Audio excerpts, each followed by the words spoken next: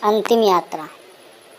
एक गांव में रामलाल नाम का एक बुजुर्ग आदमी रहता था। उसके परिवार में उसकी पत्नी, 2 बेटे और 1 बेटी थी। एक दिन रामलाल की मृत्यु हो गई। उसके बेटों, सगे संबंधी और आसपास के लोगों ने मिलकर उसके अंतिम यात्रा की तैयारी की।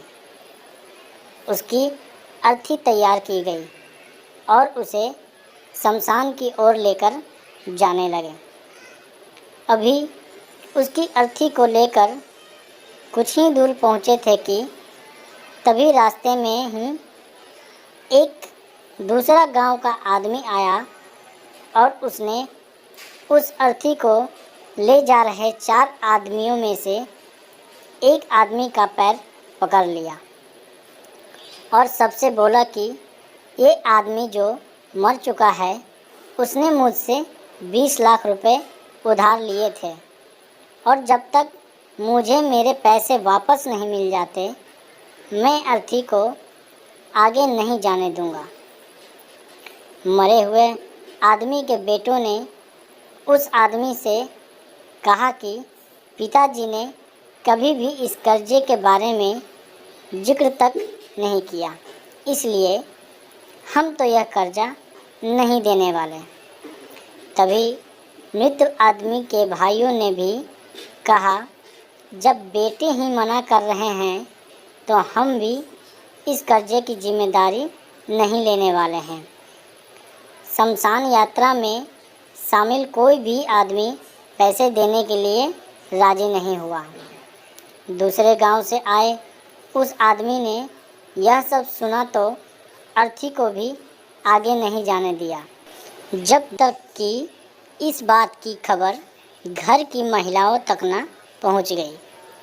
मृत आदमी की बेटी को जब यह बात पता चले कि कोई उसके पिताजी की अर्थी को बीच रास्ते में ही रोक रखा है, तो उसने क्षण भर भी देरी न करते हुए अपने सारे जेवरात और कीमती वस्तुएं लेकर वहां पर पहुंच गई और उस आदमी को अपने गहने और कीमती वस्तुएं देते हुए बोली, आप इन चीज़ों को बेचकर पैसे ले लीजिए। अगर कम पड़ेंगे तो मैं वो भी धीरे धीरे आपको लौटा दूंगी, पर मेरे पिताजी की यात्रा को मत रोकिए। इस घटना को देखकर सारे आसपास के लोग दंग थे। तभी वो आदमी जो कर्जे की मांग कर रहा था, वह बोला कि दरअसल मुझे 20 लाख रुपए लेने नहीं थे, बल्कि मैंने कभी इस आदमी से लिए थे जो आज मैं लौटाने आया था, पर मुझे पता नहीं था कि इसका असली हकदार कौन है, इसलिए मैंने ये नाटक रचाया। और जबकि मैं अब जान चुका हूँ कि इस मरे हुए आदमी का सच्चा हितैषी न उसके बेटे हैं, न उसका भाई, बल्कि उसकी बेटी है, इसलिए ये कर्ज के पैसे मैं उसके हवाले करता हूँ और अपने कर्जे से मुक्त होता हूँ। थोड़ी ही देर में जो घटना घटित हो चुकी थी, उससे बेटों के, भाइयों के और बाकी रिश्तेदारों के सर शर्म से झुक गए।